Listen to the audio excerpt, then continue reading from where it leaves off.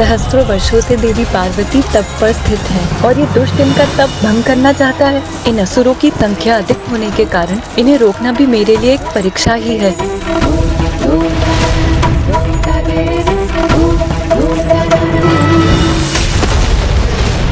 वो अकेले नहीं निपटेंगी इन असुरों से। माता सरस्वती के स्वर से मुझे उनके कोप का आभास हो रहा, किंतु माता करने क्या जा रही है?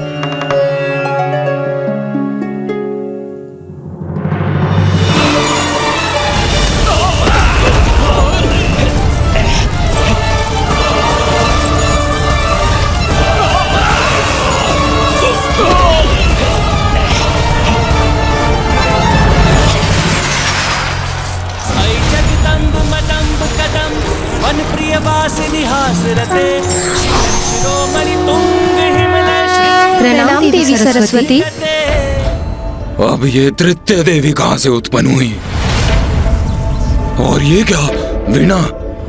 ये देवी संगीत वादन करने जा रही है।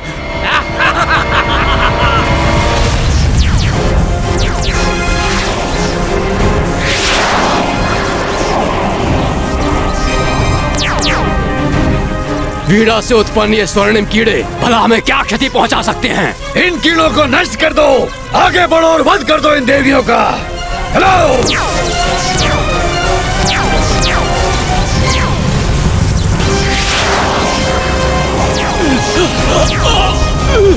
अरे हम तो बंदी बन गए। इन स्वर्णिम कीड़ों ने हमें बंदी बना लिया। मुक्त करो हमें, मुक्त करो हमें।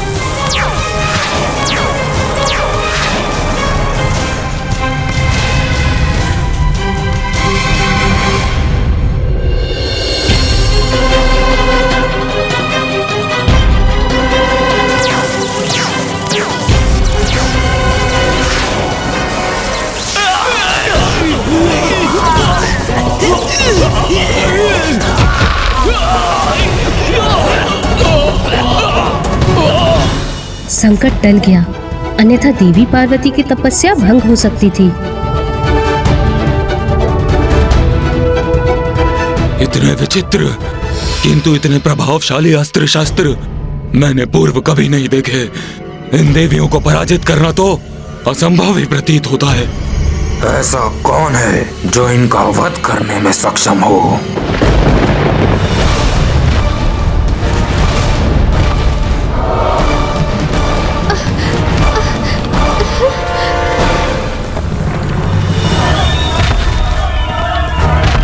अब कौन आ रहा है यहाँ, जिसके पश्चात से ये भूमि कंपित हो रही है?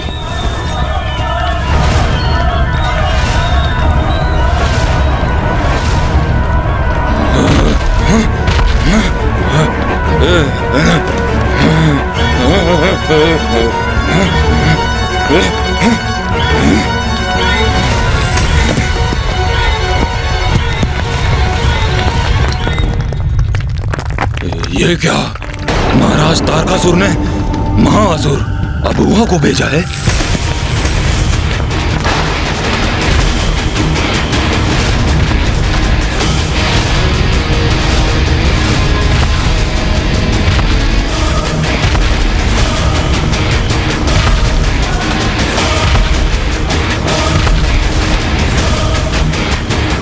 ये तो इस पर्वत की ओर आ रहा है जहां मैं स्थित हूं, और इस पर्वत को पार करके ये देवी आदि शक्ति तक पहुंच सकता है।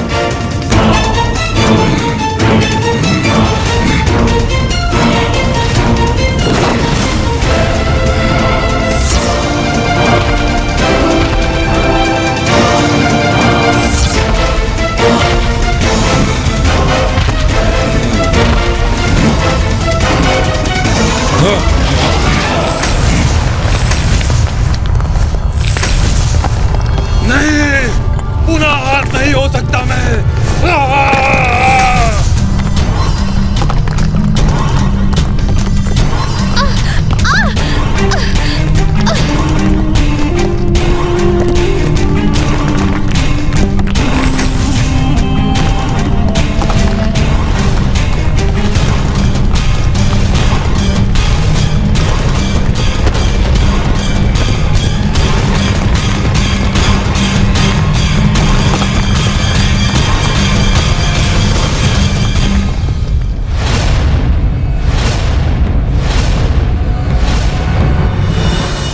कौन असुर है? माता लक्ष्मी और माता सरस्वती तो उड़ते असुरों से निपट रही है।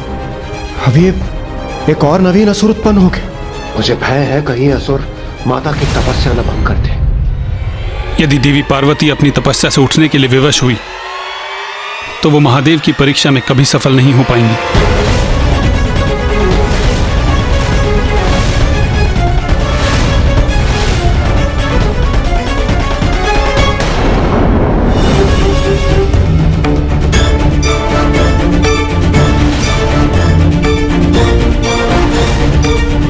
और ये है वो देवी सर्वप्रथम जिसका अंत करना है मुझे।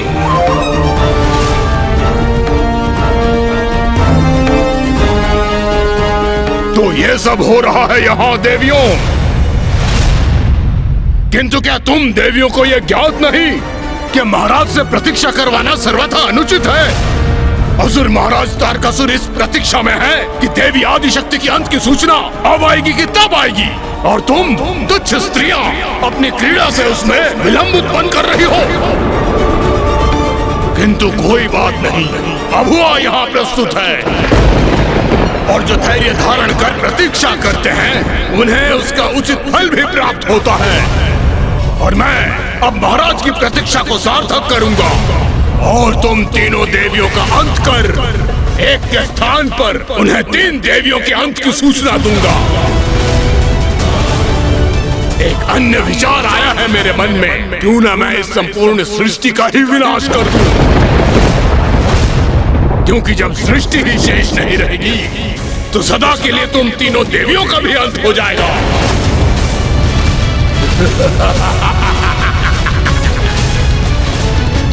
विभाजनास्त्र, विभाजनास्त्र।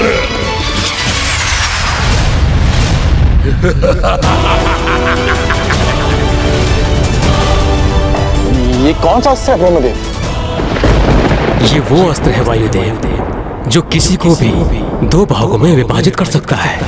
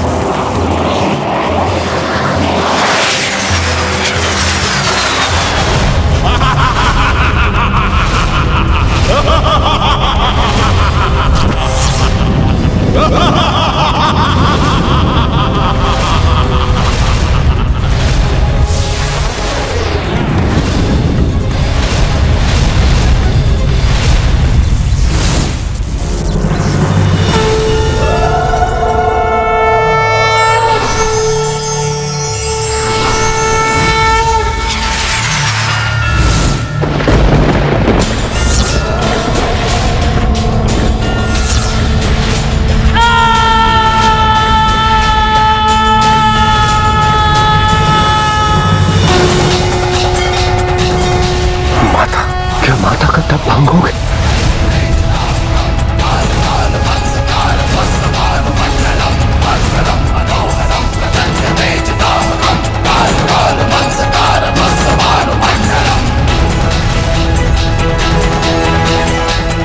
जिसका भय था वही हो, माता की तपस्या भंग हो गई।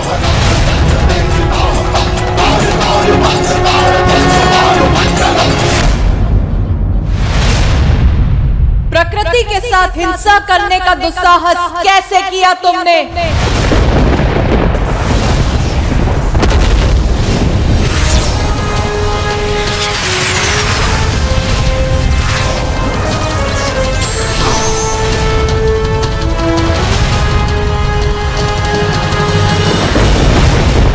प्रकृति के साथ जो रोष उत्पन्न करता है उसका यही परिणाम होता है, सर्वनाश।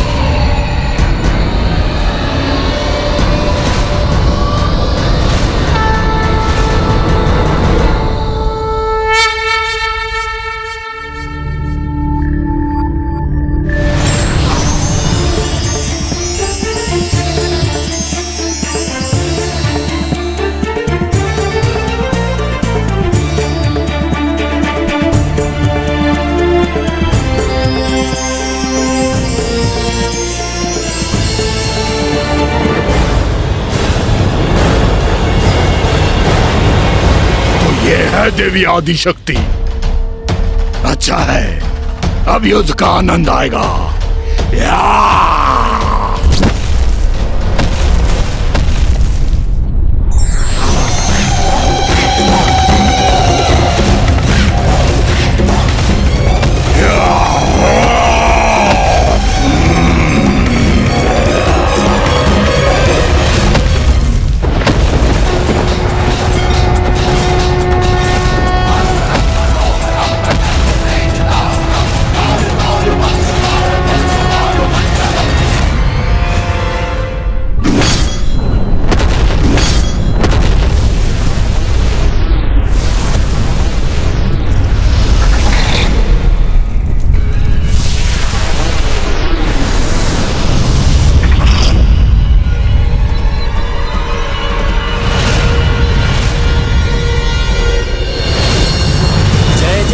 महिषासुरमर्दिनि रम्य कपर्दिनि शैलसुते मधुरे मधुकैटभ गंजिनि कैटभ भंजिनि रासरते।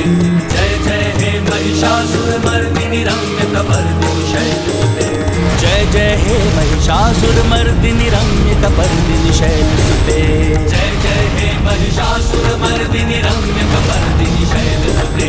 जय जय हे महिषासुरमर्दिनि रम्य कपर्दिनि शैलसुते। माता पार्वती ने असुरों का तो वध कर दिया, किंतु उनकी तपस्या भंग हो गई। माता अपने तप से उठ गई, तो अब वो महादेव को कैसे प्रसन्न कर सकती थी? तो क्या तारकासुर अपने मंतव्य में सफल हुआ?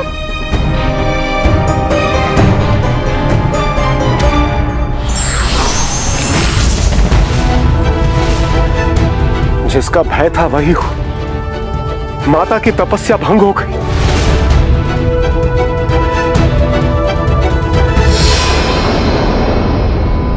माता तो अपने स्थान से उठी ही नहीं थी।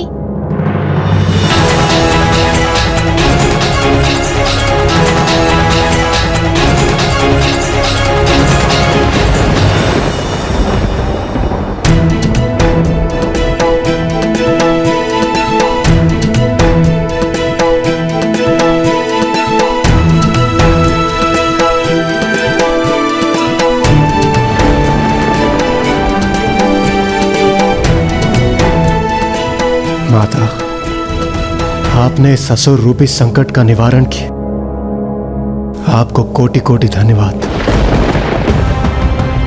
उचित, बहन पार्वती का तप खंडित नहीं हुआ।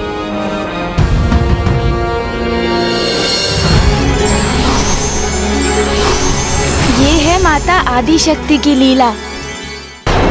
माता पार्वती का तप भंग भी नहीं हुआ और असुर सेना का सर्वनाश भी हो गया,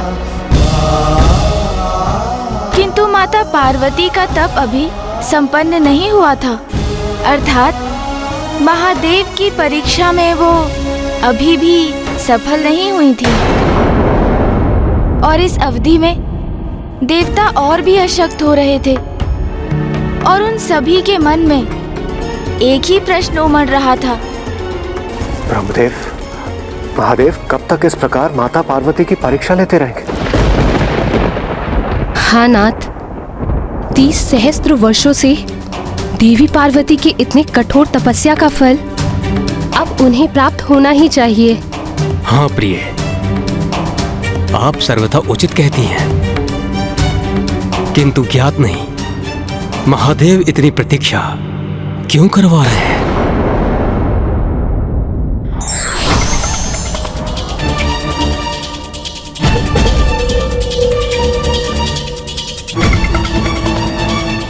प्रणाम नारायण।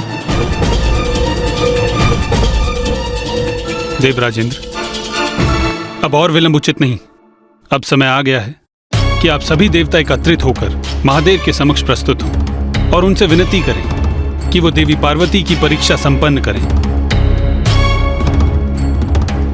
उचित है नारायण।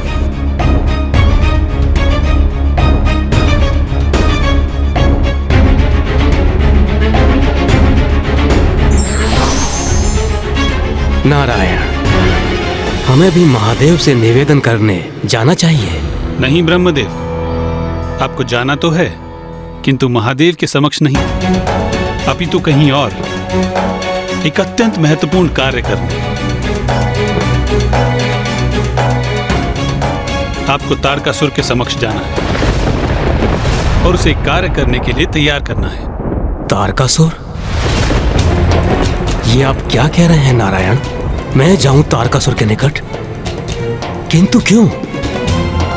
क्यों ब्रह्मदेव, आपने ही उस दुष्ट को वरदान दिया था ना, और आप तो उसके आराध्य हैं, तो आपका सुझाव नहीं स्वीकार करेगा तो भला किसका करेगा? ब्रह्मदेव, एक दीर्घ अवधि से मेरी बहन पार्वती महादेव को प्रसन्न करने के लिए कठोर तपस्या कर रही है, जिससे महादेव प्रसन्न होकर उनसे विवाह करें, जिसके उपरांत उनका पुत्र उत्पन्न हो, जो तारकासुर का अंत करके सृष्टि को इस महासंकट से मुक्त करे। तो आप भी इतना योगदान तो दे ही सकते हैं। ब्रह्मदेव, आप स्मरण रखिए, प्रत्येक बार जब भी आपने या महादेव ने किसी असुर को वरदान दिया है और जो उससे संकट उत्पन्न हुआ, उसका निवारण मैंने अथवा मेरी बहन ने ही किया है। और यह तो सर्वथा स्पष्ट है कि तारकासुर कभी भी अपनी दुष्टता से पीछे नहीं हटेगा। वो महादेव और देवी पार्वती के संयोग की संभावना को मिटाने हेतु वो कोई प्रयास नहीं छोड़ेगा। इसलिए हमें उसके मन को भटकाकर उसकी कुबुद्धि को कहीं और व्यस्त रखना होगा। और ये कार्य आपसे उत्तम कौन कर सकता है?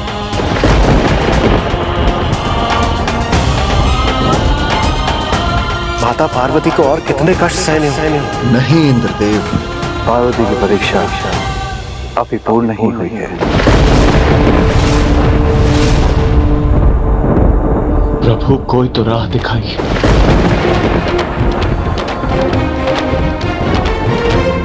हमसे उनकी अवस्था नहीं देखी जाती प्रभु।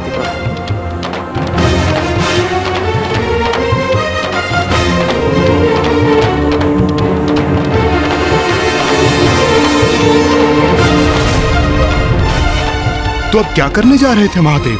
माता पार्वती की एक और परीक्षा। एक और परीक्षा? अपार कष्ट सहकर भी व्यक्ति स्वयं को किसी बड़े उद्देश्य के लिए ही तैयार करता है। अर्थात माता सती ने महादेव को अपार स्नेह दिया, किंतु उनके प्रेम में हठ का भी समावेश था। और माता पार्वती को भी महादेव से प्रेम था, किंतु क्या उनका प्रेम हठ, ईर्ष्या, क्रोध, अहंकार आदि मानवीय संवेदनाओं से ऊपर था? अब इसकी परीक्षा महादेव लेने वाले थे। महादेव परीक्षा लेने वाले थे, परंतु कैसे गणेश जी? ओम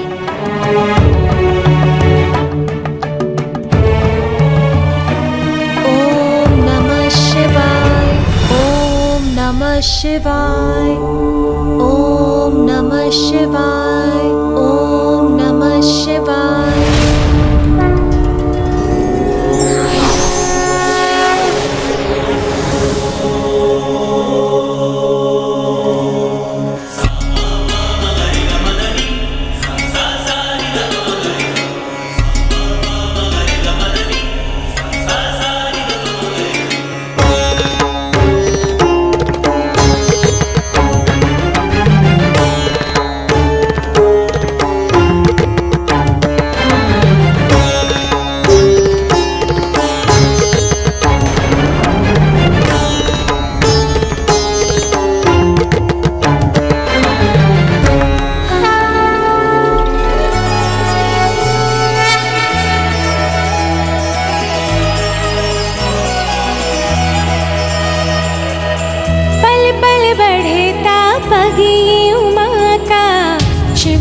करने चली मिलाप, अनुपम ये संयोग अनोखा होगा अब ये पुनर्मिलाप। व्याकुल हृदय और नैना, पार्वती शिव मिलेंगे आज, होगा मंगल पल वो लौकिक, पार्वती शिव मिलेंगे आज, पार्वती शिव मिलेंगे।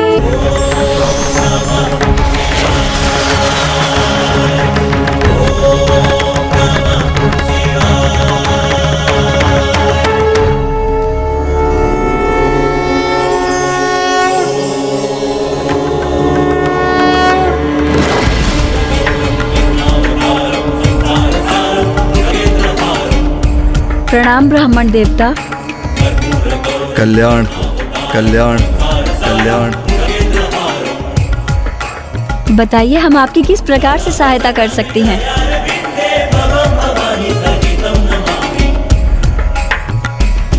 मैं तो एक साधारण ब्राह्मण हूँ जो इस मार्ग से जा रहा था और मुझे एक अद्भुत तेज का आभास हुआ। ऐसा तेज जो एक कठोर तपस्या के बाद ही उत्पन्न हो सकता है। उत्सुकतावश मैं इस ओर खींचा चलाया। आपका अनुमान सर्वथा उचित है ब्राह्मण देवता। महाराज हिमावन की पुत्री देवी पार्वती यहाँ अपना तप कर रही हैं।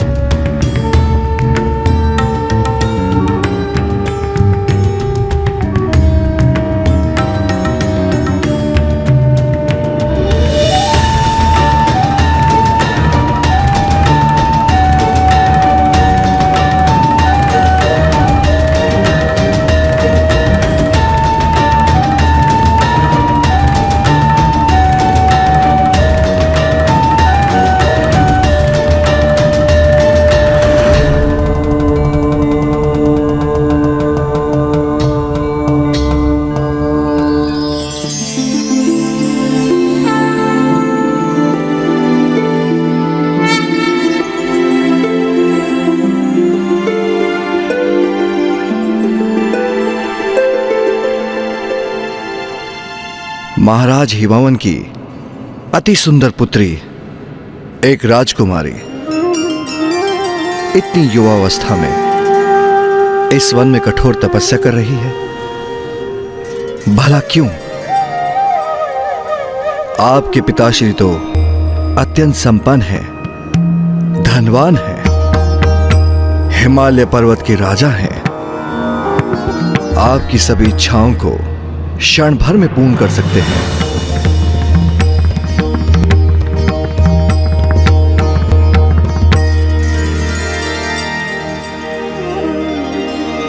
अच्छा, समझ में आया।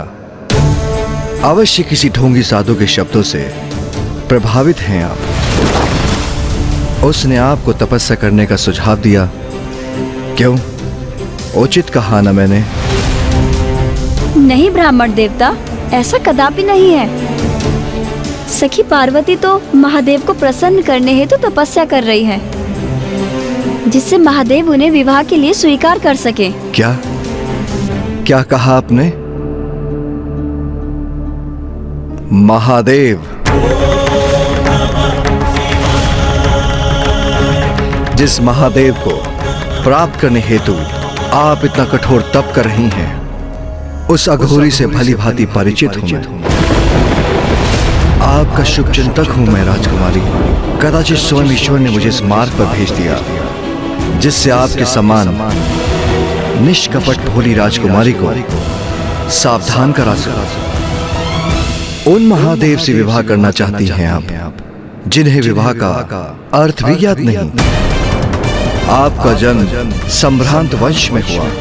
आपके पिता महाराज, आपकी माता महारानी है, किंतु महादेव का जन्म कब, कहां, कैसे हुआ, ये तो आज तक कहीं प्रकट ही नहीं हुआ। एक भिक्षु मात्र है वो स्वयं भोजन नहीं करते तो अन्य किसी को क्या भोजन देंगे। उनके द्वारा एकत्र की भिक्षा उस कपाल में जो अपने साथ लिए फिरते हैं। अरे आप ठहरी राजकुमारी, आभूषण आपका 16 श्रृंगार है, किंतु वो आभूषण के नाम पे आपको क्या दे सकते हैं? अपने कंठ का सर्प, आपकी मांग सिंदूर के स्थान पर भस्म से सुशोभित करेंगे और राजभवन के स्थान पर आपको कठोर शिलाओं और गुफा वाले कैलाश पर भी रखेंगे। और तो और कभी भूल से उनका तीसरा नेत्र खुल गया तो आपको भस्म भी कर देंगे।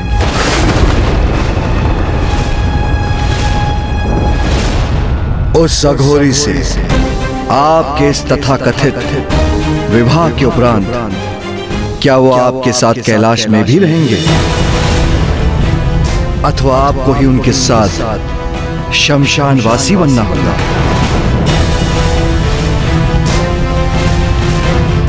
आशा है राजकुमारी कि उनके भूत पिशाच आपको कोई कष्ट न दे। और सुना तो ये भी है कि वो सदा ही खोए रहते हैं, वर्षों तक ध्यान में लीन रहते हैं। और आप तो अभी से मृत पशु के चर्म को अपने शरीर पर धारण करने का अभ्यास कीजिए। और धारण ना भी करें तो उनकी दुर्गंध सहने के लिए तैयार हो जाइए, क्योंकि आपके वो शिव उसे धारण करना नहीं छोड़ेंगे। मैं तो ये समझने में असमर्थ हूं कि आप क्या समझकर महादेव से विवाह कर रही हैं। इतनी सुंदर राजकुमारी हैं आप, महादेव के नाम का जाप कर इतनी कठोर तपस्या कर किस अवस्था में पहुंच गई हैं आप? जिन महादेव के विवाह के पूर्व भी आपकी ये दशा कर दी, वो विवाह के उपरांत आपको क्या सुख देंगे? आपको क्या सुख देंगे? आपको क्या सुख देंगे? महादेव माता पार्वती को उकसा रहे थे और माता पार्वती प्रतिपल और क्रोधित होती जा रही थी। और दूसरी ओर ब्रह्मदेव तारकासुर के राजभवन पहुंचकर नारायण की योजना को क्रियान्वित करने जा रहे थे। एक बार पुनः मेरे असुरों ने निराश किया मुझे और उस देवी ने एक संपूर्ण सेना को नष्ट कर दिया। मेरे सबसे शक्तिशाली महाअसुर अभुआ का वध कर दिया उस देवी ने। तुम्हारी समस्त शंकाएं एक एक कर सत्य हो रही हैं तारकासुर। कौन है? कौन है? कौन है जो मेरे विचारों को पढ़ रहा है?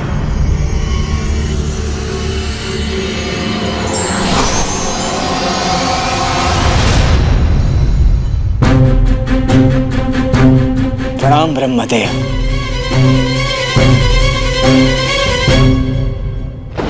तुम्हारी चिंता भली भांति ज्ञात है मुझे। तुम मुझसे कुछ भी नहीं छिपा सकते हो तारकासुर। क्या सोचा था तुमने? तुम मुझसे ऐसी अवस्था में मृत्यु का वरदान मांगोगे जो सर्वथा असंभव प्रतीत होगा और तुम अमर हो जाओगे। क्यों? सत्य कह रहा हूं ना मैं?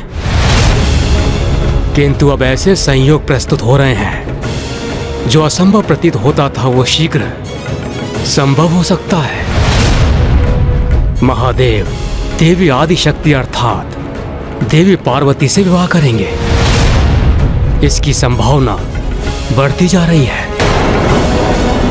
यदि महादेव ने देवी पार्वती से विवाह किया तो उनका पुत्र भी अवश्य होगा और वही पुत्र बनेगा तुम्हारा काल। बनेगा तुम्हारा काल। बनेगा तुम्हारा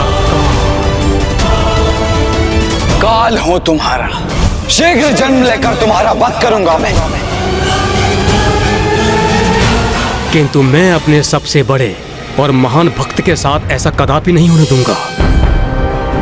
इसलिए इस बार मैंने हस्तक्षेप करने का निर्णय लिया है। एक और ब्रह्मदेव जहाँ तारकासुर को अपनी योजना में उलझा रहे थे, वहीं महादेव द्वारा ली जाने वाली परीक्षा माता के लिए और कठोर होती जा रही थी। देखिए राजकुमारी, प्रतीत होता है आप एक कल्पना की उड़ान से रचित संसार में जी रही हैं। महादेव की वास्तविकता से पूर्णतः अनभिज्ञ हैं। अपने सुंदर नेत्र खोलिए और सत्य देखिए राजकुमारी। महादेव की विवाह के उपरांत आपको कष्ट ही कष्ट सहने होंगे। राजभवन में रहती हैं आप और महादेव से विवाह के उपरांत आपको शिलाओं पर रहना होगा।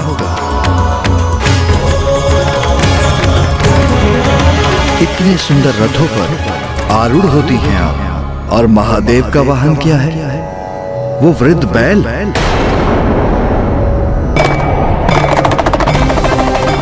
आपका और उनका कोई मेल नहीं।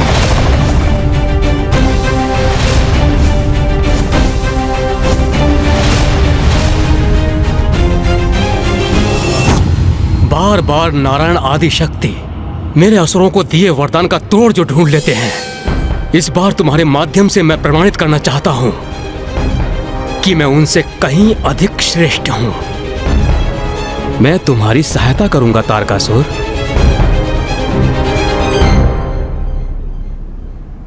स्मरण रहे तारकासुर, आदि शक्ति हैं वो, कोई साधारण देवी नहीं जिनसे तुम सरलता से निपट लोगे।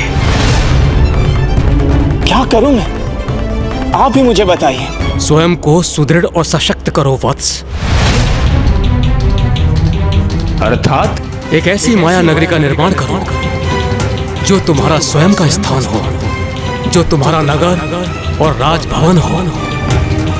जब महादेव का पुत्र उत्पन्न होगा, इसके उपरांत वो इस नगर में प्रवेश करने का प्रयास करे तो ये पूरा नगर जाल बनकर अपने में फंसा ले। इस तरह महादेव के पुत्र का अंत हो।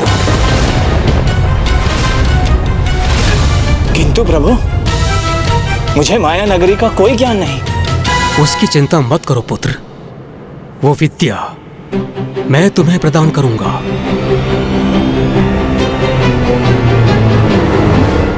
कोटि कोटि धन्यवाद प्रभु आपका। किंतु प्रभु, यदि मैं अपनी माया नगरी चला गया तो फिर स्वर्ग का क्या होगा? स्वर्ग लौटा दो देवताओं को, स्वर्ग लौटा दो देवताओं को, स्वर्ग लौटा दो देवताओं को। प्रतीत होता है तारकासुर मेरी योजना के भंवर में फंस चुका है, और उन्हें आदेश दो कि तुम्हारे अधीन रहकर स्वर्ग का कार्यभार संभालें।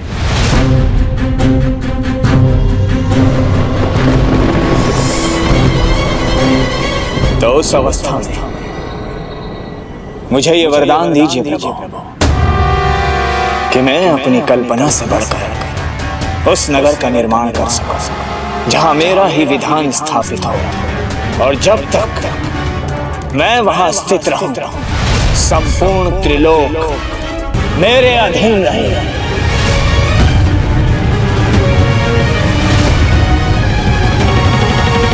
तथास्तु, तथास्तु, तथास्तु। धन्यवाद प्रभु।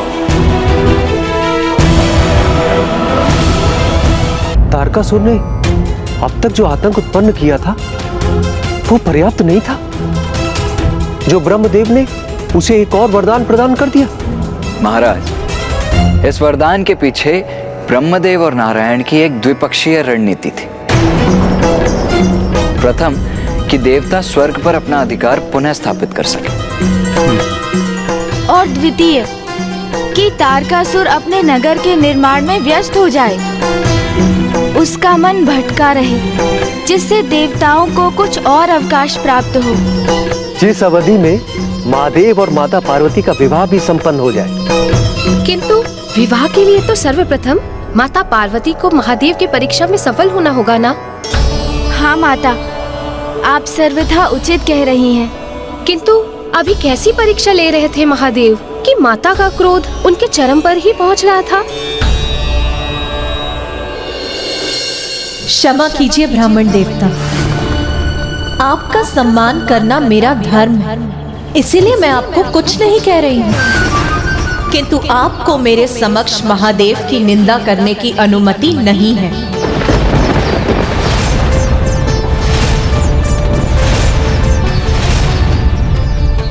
ओह, समझा। महादेव ही आपके क्रोध का कारण है। किंतु ये तो होना ही था, क्योंकि क्या कल्पना की थी और क्या सत्य प्रस्तुत हुआ। इतनी कठोर तपस्या व्यर्थ हो गई आपकी। किंतु आप चिंता मत करें राजकुमारी, अच्छे मन से किया गया कर्म कभी व्यर्थ नहीं जाता। महादेव नहीं तो मैं आपके समक्ष।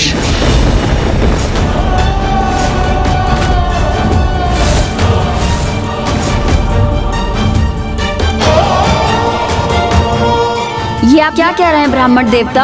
आपका कथन सर्वथा अनुचित है। अनुचित क्यों? मैं तो सर्वथा उचित कह रहा हूं।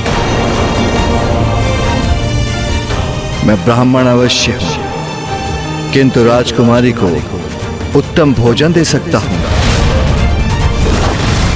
और मैं राजकुमारी को उत्तम भवन का निवास भी दे सकता हूं, और आभूषण भी प्रस्तुत कर सकता हूं, और समाज में प्रतिष्ठा भी प्रदान करा सकता हूं। और ये सब आपको वो अघोरी नहीं दे सकता राजकुमारी। इसलिए महादेव का विचार त्याग कर मुझसे विवाह कीजिए।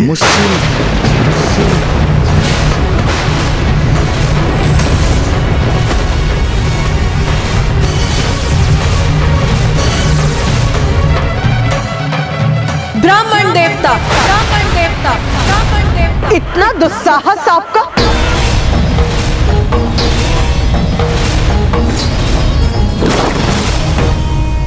क्रोध त्यागिए सुंदरी, और स्वीकार कीजिए मुझसे मेरे विवाह का प्रस्ताव।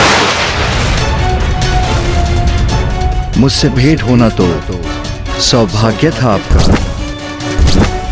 अन्यथा महादेव से विवाह करके अनेकों कष्ट सहने पड़ते आपको।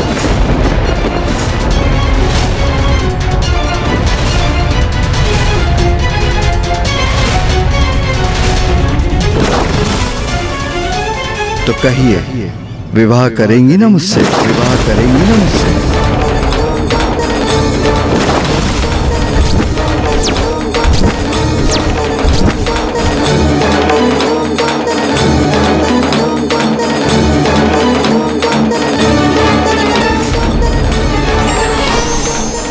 महादेव, इन ब्राह्मण देवता को शांत कराइए स्वामी।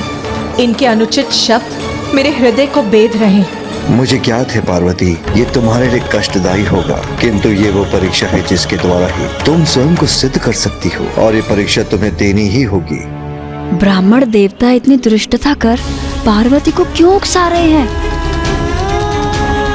कहीं पार्वती ने इन ब्राह्मण देवता पर अपना क्रोध व्यक्त कर दिया तो तपस्या के उपरांत कितना बड़ा अपराध हो जाएगा।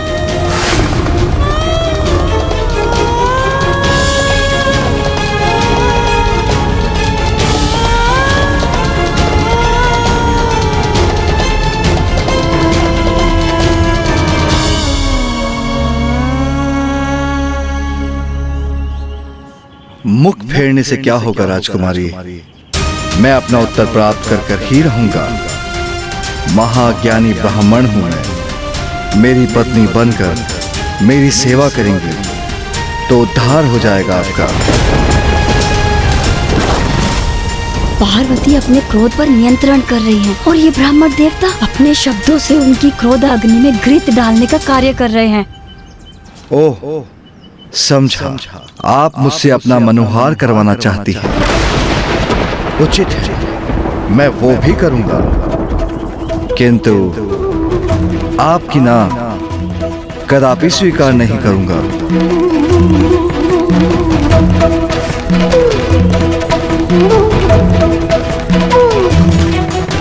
मैंने अपार सहनशीलता का परिचय दिया है, किंतु ऐसे अनुचित शब्द कब तक सहूंगी मैं?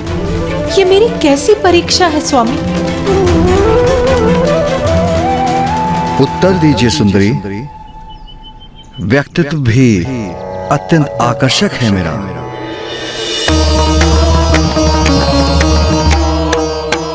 उन अघोर अघोरी महादेव और आपकी जोड़ी की तुलना में तो हम दोनों अनेकों गुण सुंदर दंपति होंगे। बस बस बस।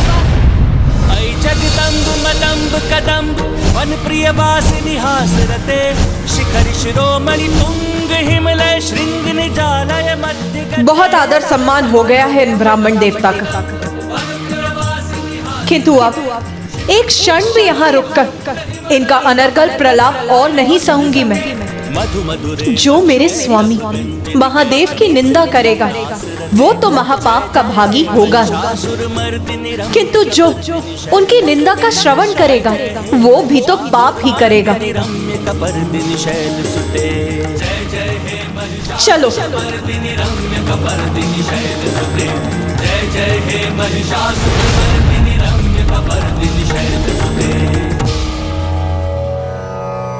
महादेव की परीक्षा ने तो माता को अत्यंत कुपित कर दिया और अब वो महादेव से दूर जा रही है। अब क्या होगा? अब माता का क्रोध शांत कैसे होगा? इतनी बड़ी भूल मत करो कन्या, मुझसे मुख फेर कर मत जाओ।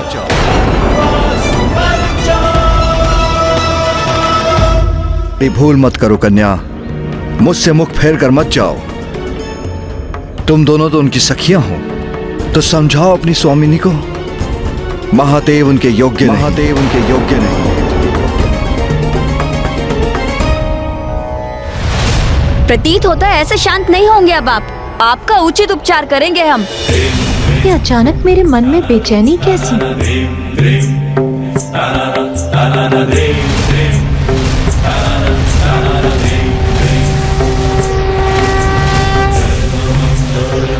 कुछ अनुचित होने का आभास क्यों हो रहा है मुझे?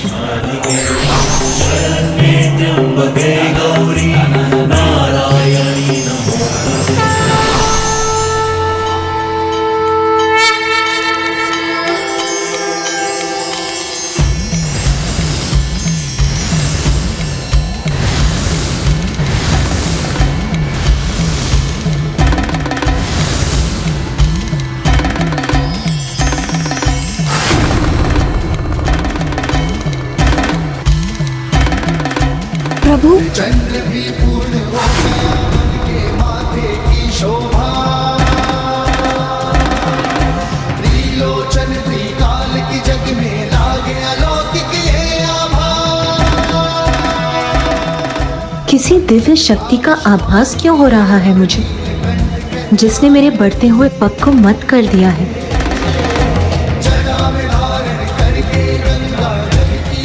पार्वती, पार्वती।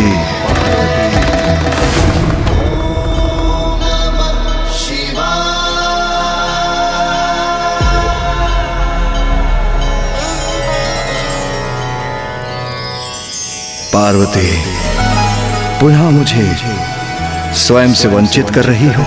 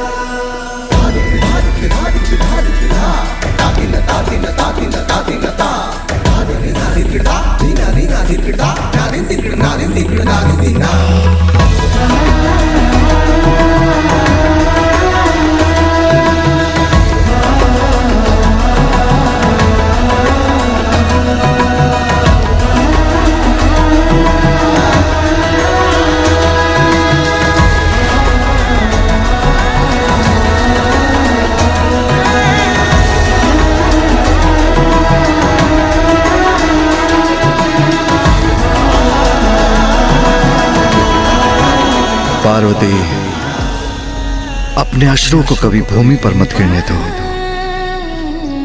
ये शुभ नहीं। बहुत कष्ट दिए हैं ना तुम्हें, बहुत कठोर परीक्षा ली है ना तुम्हारी।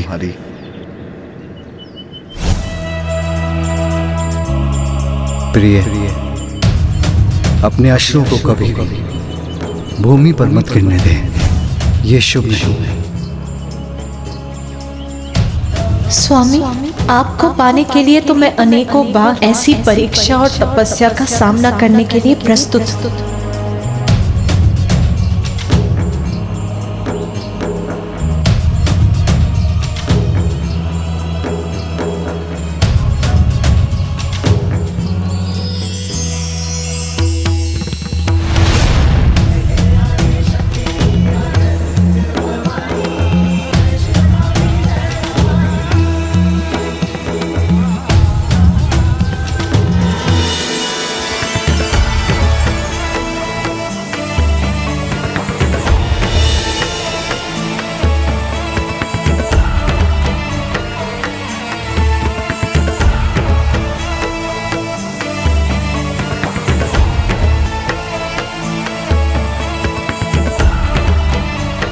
पार्वती, मैंने तो तुम्हें खो दिया था, किंतु आज तुमने मुझे पुनः पा लिया।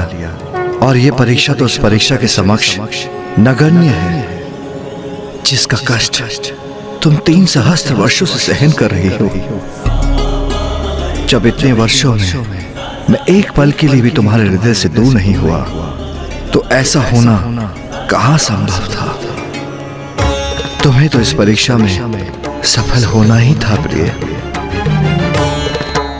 पार्वती, मैं तुम्हारे तप से प्रसन्न हुआ और ये कठोर तपस्या तुमने मुझे पाने के लिए की, तो मैं प्रस्तुत हूं।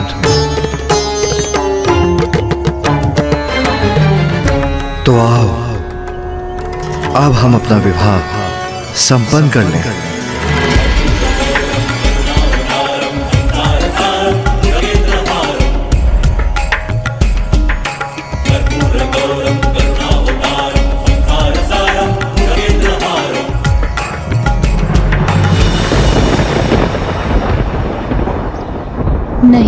नहीं, नहीं।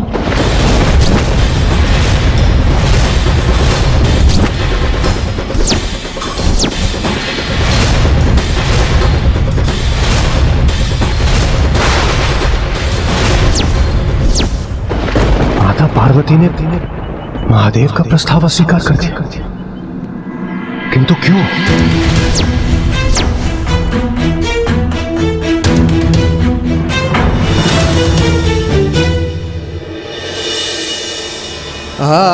पार्वती, मेरे विवाह बंधन में बंध कर मेरा सानिध्य पाने के लिए तुमने 3 सहस्त्र वर्ष मेरी तपस्या की, और अब जब मैं तुमसे विवाह करने का आग्रह कर रहा हूं, तो तुम उस आग्रह को अस्वीकार कर रही हो। हाँ प्रभु, क्योंकि उसके लिए आपको मेरे माता पिता से अनुमति प्राप्त करनी होगी।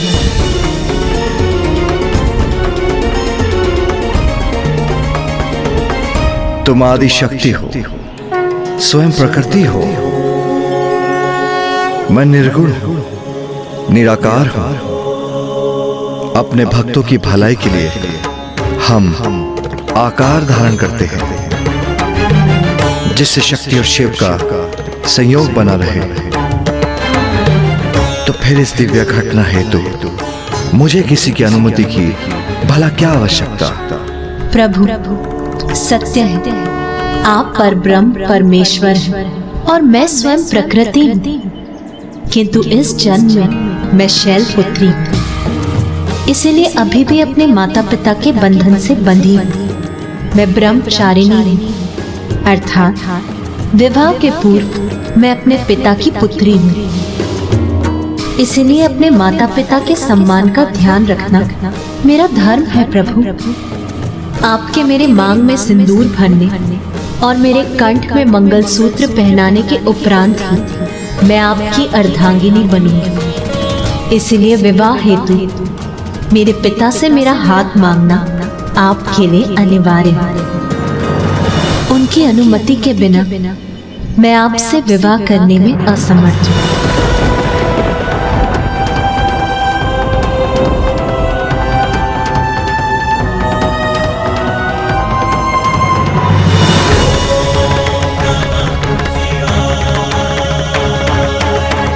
माता तो चली गई, किंतु माता पार्वती और महादेव का मिलन अब दूर नहीं।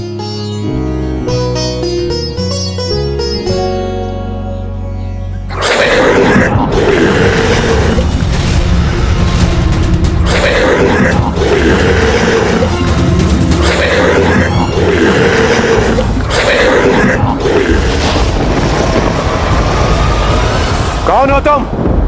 भट्टासुर, संदेश वाहक हूं तारकासुर का, और आप सभी को इसे क्षण स्वर्ग में पहुंचने का आदेश दिया जाता है। इंद्रदेव, यह अवश्य उस तारकासुर की कोई चाल है। तुम्हारे महाराज तारकासुर ने स्वर्ग पर अनुचित अधिकार अवश्य स्थापित किया है, किंतु स्मरण रहे वो हमारा राजा नहीं है।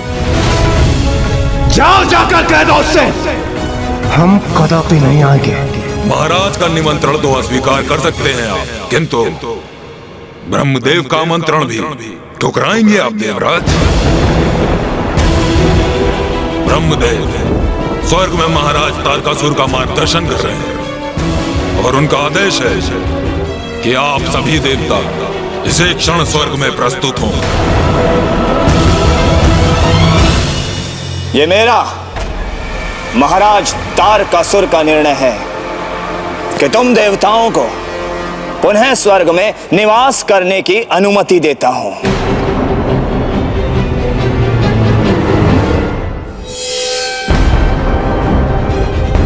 ओह, तो इसमें अवश्य ही कोई ब्रह्मदेव की योजना निहित है। तारकासुर, आप तो महान हैं, आप अत्यंत उदार हैं। हाँ। उदार तो मैं हूं, किंतु स्मरण रहे तुम मेरे अधीन हो और मेरे राज्य की देखभाल करने के लिए नियुक्त किए जा रहे हो। ये भ्रम मत पालना कि पुनः देवराज के पद पर स्थित हो गए हो तुम। हाँ हाँ तारकासुर, आप आश्वस्त रहे। हाँ वत्स तारकासुर, उचित निर्णय लिया है तुमने। यहाँ का दायित्व देवताओं को सौंपकर इन तुच्छ कार्यों के लिए तुम्हें अपनी ऊर्जा व्यर्थ करने की आवश्यकता नहीं है। उचित कह रहे हैं आप ब्रह्मदेव, ये तुच्छ कार्य तो देवता ही करेंगे और मेरा ध्यान केंद्रित होगा मेरी मायावी नगरी शोणितपुर के निर्माण पर। जिसका कल आज मेरी एवं मेरे असुर वीरों की प्रतीक्षा कर रहा है, जहां अब हमें जाना ही होगा।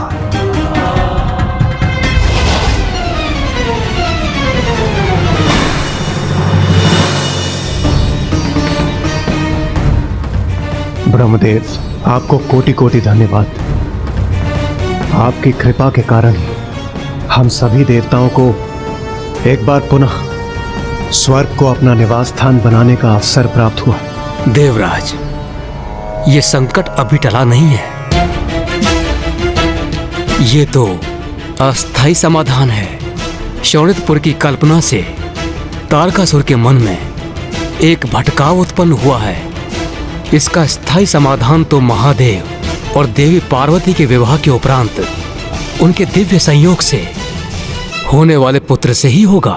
होने वाले पुत्र से ही होगा। होने वाले पुत्र से ही होगा। एक और माता अपने पिता के राजभवन लौटकर महादेव द्वारा पूर्ण विधि विधान से अपने पिता महाराज हिमावन के पास उनके विवाह प्रस्ताव की प्रतीक्षा करने लगी।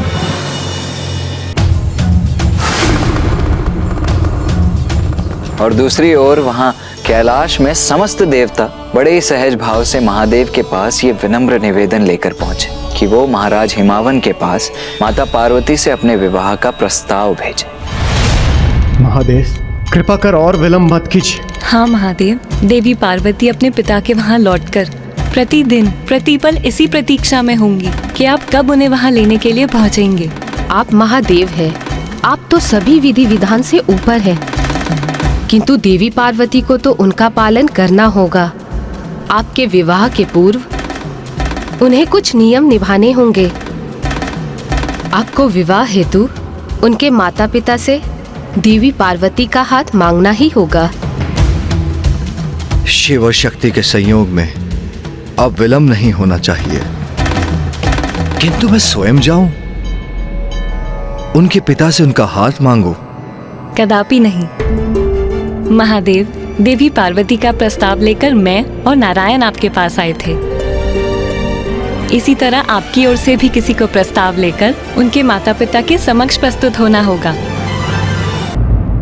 माता लक्ष्मी के सुझाव अनुसार महादेव की ओर से उनके विवाह का प्रस्ताव लेकर सप्त ऋषि वशिष्ठ और उनकी पत्नी देवी अरुंधति वहां पहुंच गए। शैलराज, हम आपकी कन्या देवी पार्वती के लिए एक अत्यंत शुभ प्रस्ताव लेकर उपस्थित हुए हैं।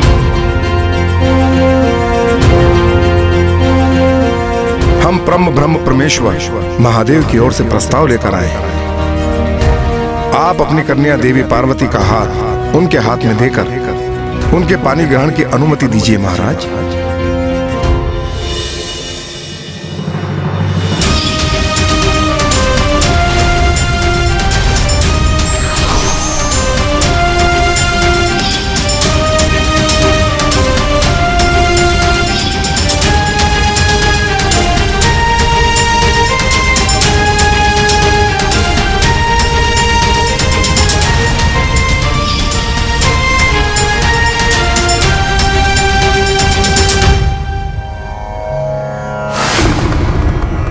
सप्तऋषि अभी तक लौटे नहीं, उन्हें आने में इतना विलंब क्यों हो रहा है? नारायण, मेरे विवाह का प्रस्ताव आपको लेकर जाना चाहिए था, क्योंकि आपके शब्दों का सम्मोहन सभी को अपने वश में कर लेता है। आप पार्वती के माता पिता से मिलते तो सहज ही विवाह का प्रस्ताव मान लेते। क्षमा कीजिएगा महादेव, देवी पार्वती मेरी बहन है, उनके विवाह का प्रस्ताव लेकर आपके पास आना मेरा कर्तव्य था, किंतु आपके विवाह का प्रस्ताव लेकर उनके पास जाना मेरे लिए उचित नहीं होगा, क्योंकि मैं तो वधू पक्ष से हूं ना। किंतु आप चिंता क्यों कर रहे हैं महादेव? कहीं आपको यह संशय तो नहीं हो रहा कि आपके भावी ससुराल पक्ष वाले आपका प्रस्ताव अस्वीकार तो नहीं कर देंगे? महादेव,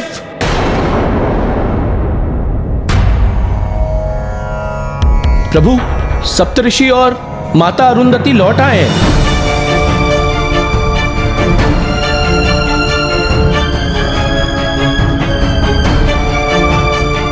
ऋषि वशिष्ठ, सब कुशल मंगल हो गया ना? आप सब लोग शांत क्यों हैं? क्या हुआ? कहीं महादेव और देवी पार्वती के विवाह में कोई अवरोध तो उत्पन्न नहीं हुआ ना?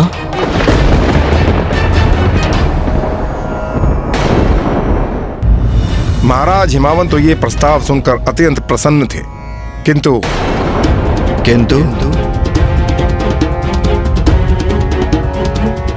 माता मैना प्रसन्न नहीं थी। ऋषि वशिष्ठ, मैं अभी आई ऋषिवर।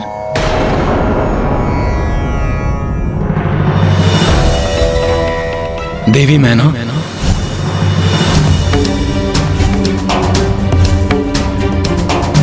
तो क्या देवी मैना ने इस विवाह प्रस्ताव को अस्वीकार कर दिया? नाथ, आपको तो भली भांति ज्ञात है, उसने तप करने का हठ किया तो मैंने हृदय कठोर कर उसे जाने दिया, किंतु अब जब वो इतने दीर्घ समय के उपरांत लौटी है तो इतनी शीघ्र स्वयं से दूर जाने की अनुमति उसे कैसे दे दूं? देवी मैना, हमारी पुत्री पार्वती ने इतना कठोर तप किया है और अब उसका उचित परिणाम हमारे समक्ष है और उसे हमें स्वीकार करना ही होगा। पुत्री मैना, महाराज हिमावन,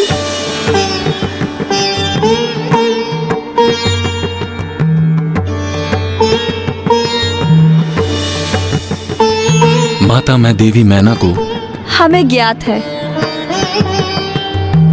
अपनी पुत्री के विवाह के विचार से आप दोनों भावुक हैं, किंतु पुत्री मैना, ये तो एक नारी के जीवन का आवश्यक चरण है।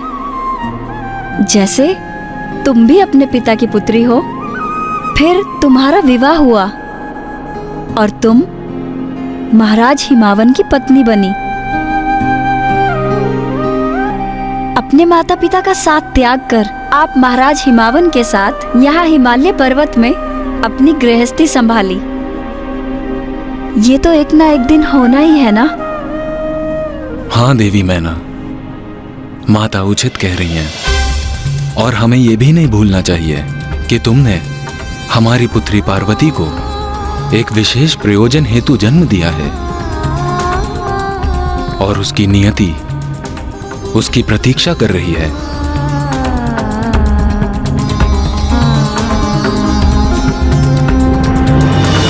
आप निश्चिंत रहे महादेव, मैंने उन्हें मना ही लिया।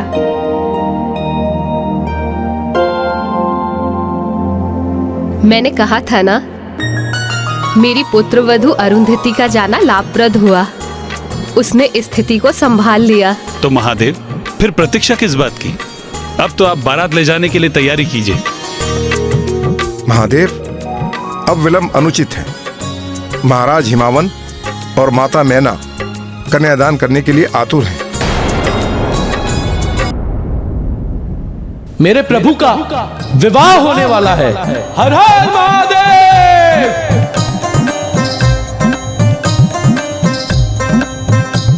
ओ शिव जी बिहाने चले पालकी सजाएंगे, भभूति लगाएंगे। महाराज हिमावन और माता मैना कन्यादान करने के लिए आतुर। महाराज हिमावन और माता मैना कन्यादान करने के लिए आतुर। महाराज हिमावन और माता मैना कन्यादान करने के लिए आतुर। रुकिए आप सभी, शांत हो जाइए। यदि महाराज हिमावन ने कन्यादान किया तो बहुत बड़ा अनर्थ हो जाएगा।